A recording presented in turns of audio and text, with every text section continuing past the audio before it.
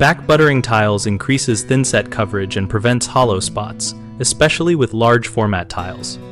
Back buttering means applying a thin layer of thinset mortar directly to the back of each tile before you set it in the bed of thinset on the substrate.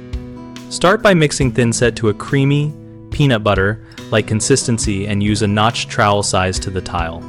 For large tiles, use a larger notch to ensure transfer and flatten the ridges slightly before you press the tile in.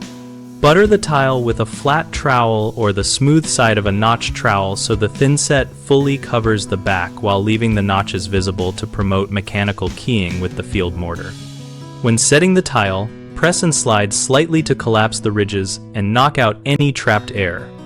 Use a beating block or grout float to apply even pressure across the tile, and a 2x2 rule of thumb to check coverage by lifting a tile occasionally during dry runs.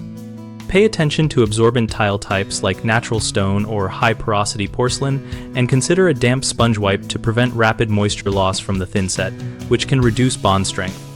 For waterproofing assemblies or uncoupling membranes, follow manufacturer instructions because additional layers or specific thinset types may be required for proper adhesion.